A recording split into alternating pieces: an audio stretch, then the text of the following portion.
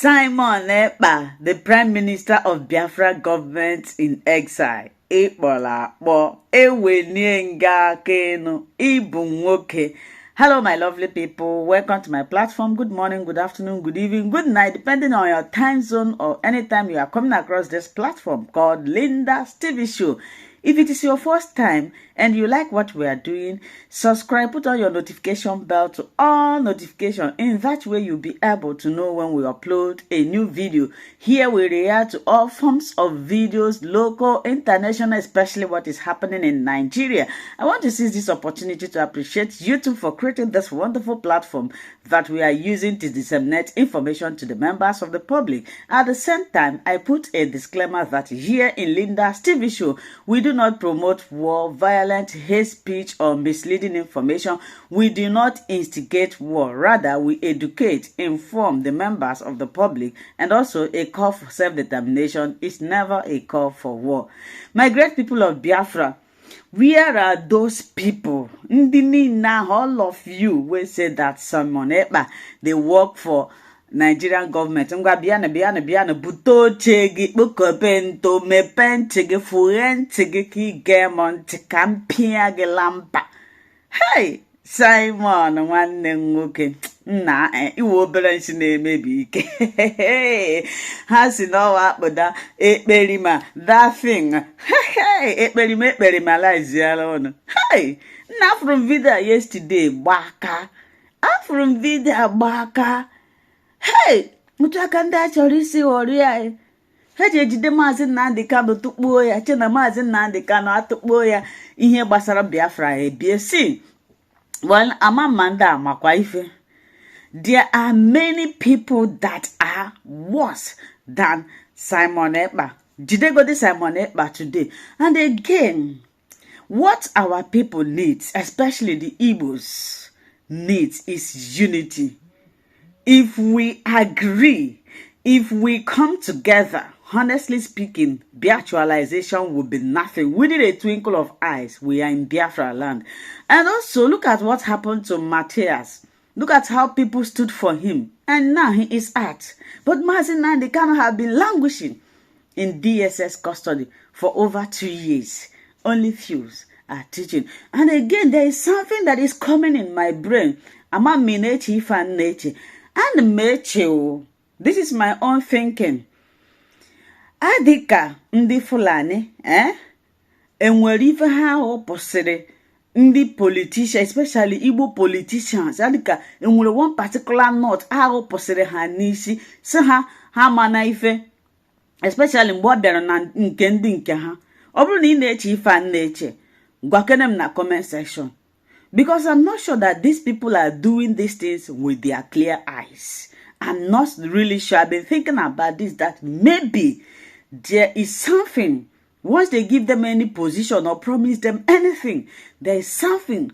Either they remove from their brain or they implant there. So the purpose of this video, I'm going to play this video for you to watch. Hey, no one name me Simon Barakbo. Watching a video yesterday, most of you might have watched it. We are in a whole house. Ndamine bakwa. Asina Simon Ekpa nwona ha mkpakpu.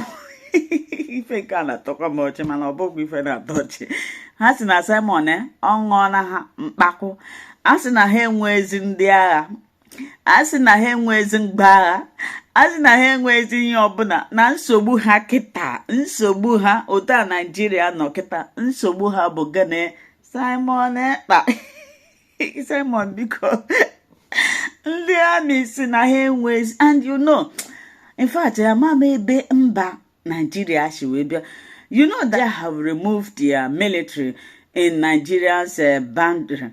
So as it is right now, anything can happen at any time. Anybody can just walk into Nigeria, do what they want to do. These people are not concerned about this. They don't sit down like this the way they sit in the house to discuss about national issue, but rather Simon Ekpa and Maazị Nnamdi Kanu and Biafra. Look at how Nigeria is right now. Naira is nothing. People are crying of hunger. atrocity that they remove unprepared. These are the things they are supposed to be looking into. Look at what happened in Anambra. I was waiting to hear when Governor Soludo will come and speak. Look at what happened in Imo State. The only thing Hope Uzodinma did was to go and compensate the military man that day. But what about the families? Those people are not relevant to show you. This was exactly what brought my question. If they are really removing or putting something in their brain whenever they promise them something or whenever they give them position. From what happens to Matthias shows me that if all Igbos would join hands together, we agree for once for one thing. If everybody starts speaking about Mazi Nnamdi Kanu the way they spoke about Matthias, my dear sister, my dear brother, Biafra actualization. They know that if we are united,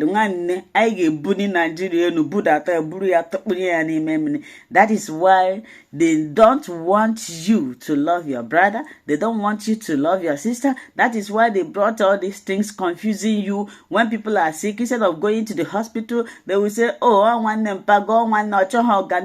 And you see these Nollywood actors and actresses.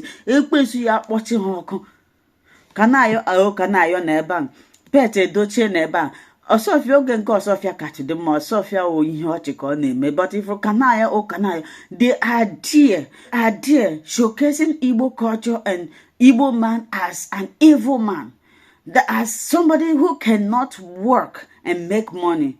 Once an Igbo man is rich, either no gwego or no burumpaya or no burunwanea or no zurori, they will never portray any good things about the Igbos. They are legend. What are you legend? What are you representing? What image do you portray about your people and your culture? That is why anywhere they see Igbo, they will start suspecting them. Either Hane Zoshi, either Hane Agwogo, or either Hane, because this is the image you create in people's mind. Ndana art movie wundi Igbo ndi Biafra nore ne portray a bad image about your people, about your culture, about your language. So please watch this video, share it, and tell me what you think in the comment section. Thank you. After the House refused to attend to representatives sent by the service chiefs last week, top officers are here following the directive of the Green Chambers. Wide range of issues affecting the country were raised by the security chiefs. Chief of Defense Staff set the ball rolling by accusing the self-acclaimed Biafra agitator Simon Ekpa of sabotaging security agents in the southeast. General Christopher Musa accuses Ekpa of sabotaging security agents in the southeast. General Musa disclosed this when he led other service chiefs and Inspector General of Police to appear before the House of Representatives at the commencement of the sectoral debate. One basic area we're looking at is this issue of the Southeast. Simon Ekpa.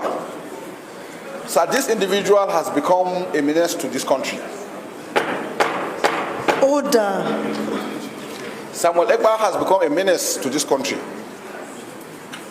So the country must act on it diplomatically. Finland is having a free way, encouraging him to do what he's doing. By his utterances and his actions, is affecting what is happening in Nigeria. We should never allow that, sir. So I think our foreign service need to step in to address such issues. It's either we invite the ambassador or somebody. They must explain why they are protecting him, and he's doing us more harm because by his utterances, a lot of people are being killed. We cannot sit back and just keep quiet. The general also chides the judiciary for releasing Boko Haram suspects after being arrested by the military. Another aspect of the judiciary is this.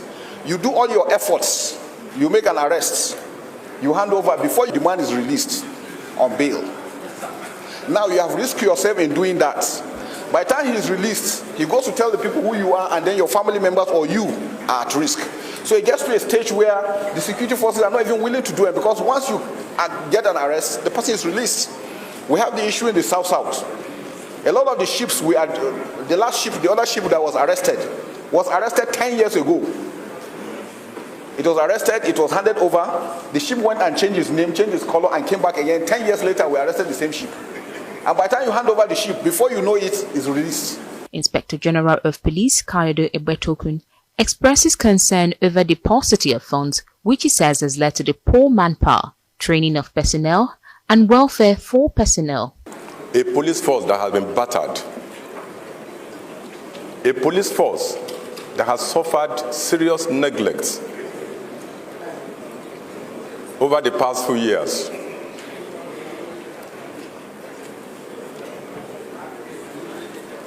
The police also finds itself operating in very difficult environment, partly as a result, as a direct consequences of this neglect. The manpower in the police today is grossly inadequate. Even the criminals know that. The United Nations ratio of 1 to 400 is not attainable in Nigeria as of today, because the ratio in Nigeria is 1 to 1,000, which suggests that we have to double the manpower in the police and over. We have also realized that the magic wand to addressing security challenges, good governance. Anywhere you have good governance, security goes down, insecurity goes down. Without which is a problem. The security forces can only provide 30%. We can only provide the enabling environment. If other aspects are not addressed, it is a problem. Security is not only military security. We have food security, health security, social security, education security. So all these play vital roles into achieving what we're doing. So if we don't put these things in place through good governance, it becomes a problem. We also looked at the issue of increase in salaries. I know increase of salaries is bringing a lot of issues, but I think for a private soldier in the army, it takes less than 50,000 for all the work he's doing. And I think it's not adequate. On the issue of allowance, RCA, ration cash allowance, where we feed, from myself as a general to the last soldier, I'm being fed on 1,500 naira per day. The Chief of Naval Staff, Vice Admiral Emmanuel Ogala, asked the National Assembly to intervene in enhancing surveillance to cover the backwaters, creeks, and other areas behind the coastline.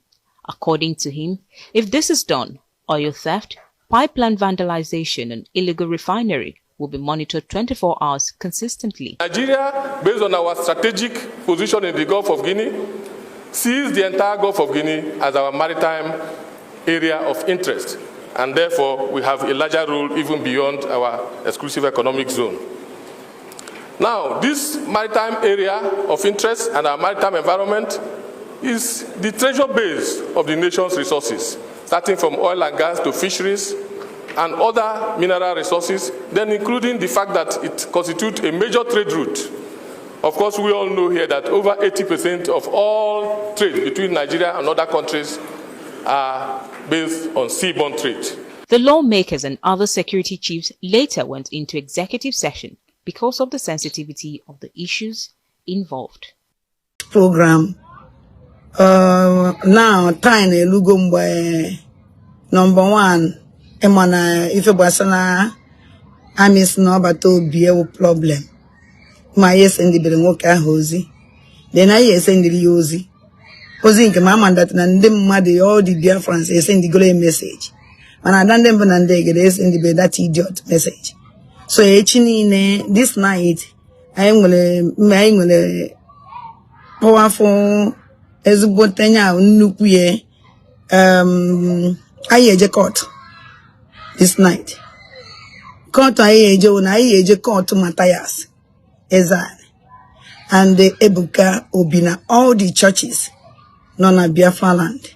And me kundo nona zoo and me kundo nona Biafra land. Hence no one Biafra because all the Biafra won't and the Christian and one of Muslim and one ordinary. Ordinary blues do ordinary blues or nolo before Ndoka Warebia. No ordinary blues or nolo before Woka Warebia. So Flamonka na fight and the Biafra wo bodo onyo una no kukuye. Onwolo onye na emegido okukwe mmadu. Unwe believe na mmadu imegido okukwe mmadu. Onye Christian respect ye no okukwe nke ya na chi ekweta. Onye ordinary respect ye with okukwe nke ya na chi ekweta. Mala iko ndi Christian na emegide ndi Ndo ordinary. I mean like and ordinary and make the Christian. So this night, I be judge, I a court between Christian and the ordinary. Ndo menane. Na nibo. Kaya mwana nde na chibe fuku. Owuno ndo Christian na choku. Aya malo. Owuno ndo ordinary na choku. Aya malo. Because nanda na chime ya yifele niru. Because na found that ni ho nandi bo neme. Amalom ne cause.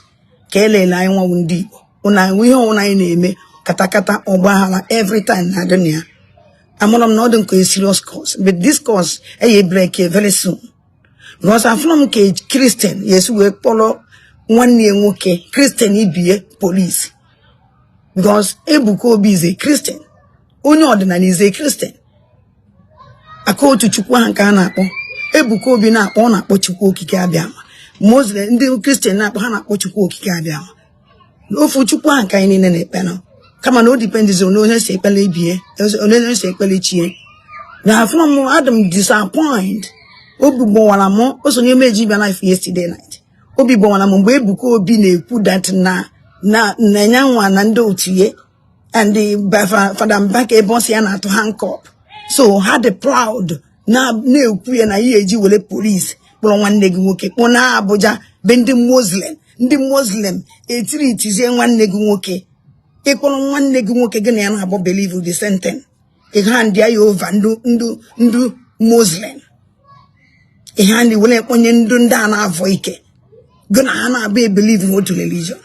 Gonna hana ba juice the whole frega ezaga. Ekpon one leg okay because of no many insult many your religion insult. When you say gonna yana be believe in no to okupe or hand draw one leg okay. Pia ye tare ina black. E dey happy. What a shame. Na no bi na se na hanu chukwu ogo na chukwu na hanu lo onwe ya ogo. Who are you to fight for God? Onye ke ewo enu chukwu ogo. Ina lulu chukwalo and this na chukwu more and this na chukwu na for everything. Ihe wo nwa Chineke. Kedi odele mmade inu chukwu ok. Ka odele Chineke inu onwe ya ok. Ayi afi hini na abanya. So this night ma like onyo na ji system of uka Mataya Caesar and the system of uka ebuka wotremie. I know that many people will hate me, no problem. The only thing on ya is yoku. You only will help him, only will follow him, no problem. And one day, only I say, this woman will plays yoku, and then them they get it right. Because I want to na choku, na this thing, they was on police, na no na ya police, on door the nani, was on the Christian police. Because so how one they jebe mother, na kwamba, na bu okuchi oko. I probably have police. Hane jeno obodo. Butu ihe obodo ji wule biri since many years. Opo. Maybe enya. I probably have police. Hane je etinye ebu obo hala na family mmadụ because of okukwesiko asị onwe onye kpọrọ ha police. Hana akọtọ mmụọ chi one the way of ndị mgbu si ekpe si aka ụka ha si ekpelechi ha onwe be onye kpọrọ ha police. Kedizi ka yezi kuzie maka nke fa na-eme akpọrọ gị police. No, I dey proud. Man, esimu don eje na Bible. Esimu go geje na obo. Ibi esimu wa meje na obo. Mana go wo na esimu meje na obo na eje obo. Je ono obo in a way very bad. Ju acho mi ju ebuke obi kpolo Matthias ya na ndo ochie police kpolo ha je Abuja owa na Igbo. Abuja Christian country, Abuja Christian country. Kediki yes, pon one leg chocolate be Abuja, na can do na voho. Katri one leg walk again, yana hana to chuku. Matthias says an uchineke kone bella. Before church, Bayamala go chuku. Ewolo bedana Paul alo chuku. Now, we all I name chuku no me. When no the one day or the one day police because of Okwu, because of no privy name. Oh, one answer can even name at the Maneluanya. Now, when one girl potano, when I say Mataya, na Kedaf Ebuko be naturally a fuzo. Ya biko, ya make ya fuzo. Near there and Amununu Kayambosa made mistake quickly a pussy. Now, this is a very big challenge. Mama. na Ebuka Obi oye mekwa that girl of ụzọ. I know obodo Igbo. Oh, everybody have to speak out, speak up. Now this nonsense age you wake quiet and go na Biafra land. If it was like church and in the ordinary. Every time I need disgrace over. Every time I need disgrace over. Nobody will only chore my fee. Oboda na battle all the religion. Hence they did disturb government. No problem. Manankeba ye je we disturb woge. Je tinyele ko gba hanandoge. Je destroy yage. Uno na banket because of an likely man of God. Thank you so much for sticking to this video to the end. Like I said before, now it's time for us to go to the comment section to air our mind and our opinion. Say what you think about this video and this platform. Do it constructively. Share this video, like, subscribe, and also continue to watch Linda's TV show, because this is the home of news. Until I see you again in my next video, remain blessed. For now, I would say bye-bye.